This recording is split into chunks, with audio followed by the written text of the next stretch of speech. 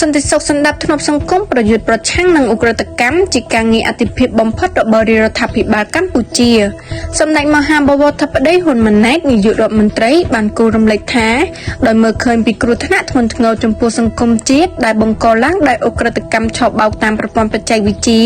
និងភាពស្មុគស្មាញនៃឧក្រិដ្ឋកម្មសម័យទំនើបមួយនេះដែលមានបណ្ដាញប្រតិករឡាគ្នាពីប្រទេសមួយទៅប្រទេសមួយរាជរដ្ឋាភិបាល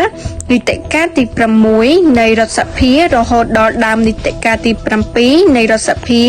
បានចាត់វិធានការជាច្រើនលើឧក្រិដ្ឋកម្មនេះដោយទទួលបានទស្សនផលវិជ្ជមានជាច្រើន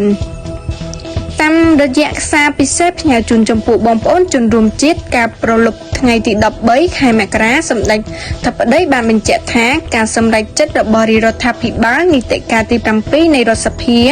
ក្នុងការកំណត់ថាការប្រយុទ្ធប្រឆាំងនឹងឧក្រិដ្ឋកម្មគឺជាកិច្ចការអធិភាពក្នុងរបៀបវិរៈនយោបាយរបស់ខ្លួនគឺពុំមែនជាការចៃដន្យឡើយសម្ដេចធិបតីបន្ថែមថាការដាក់ចេញនូវវិធានការម៉ឺនម៉ាត់និងមុតស្រួចជាបន្តបន្ទាប់លើឧក្រិដ្ឋកម្មឆបោកតាមប្រព័ន្ធបច្ចេកវិទ្យានាពេលកន្លងមកគឺជាសក្ខីភាពមួយនៃការអនុវត្តការបដិញ្ញាចិត្តខាងនយោបាយរបស់រាជរដ្ឋាភិបាលក្នុងការប្រយុទ្ធប្រឆាំងនឹងឧក្រិដ្ឋកម្មឆ្លងដែនមួយនេះដែលជាក្តីកង្វល់រួមរបស់កម្ពុជាតំបន់និងពិភពលោកបើតាមសម្ដេចធិបតីសន្តិសុខនិងសន្តិភាពសង្គមនិងការប្រយុទ្ធប្រឆាំងនឹងឧក្រិដ្ឋកម្មគឺជាអាទិភាពមួយនៃគោលនយោបាយរបស់រាជរដ្ឋាភិបាល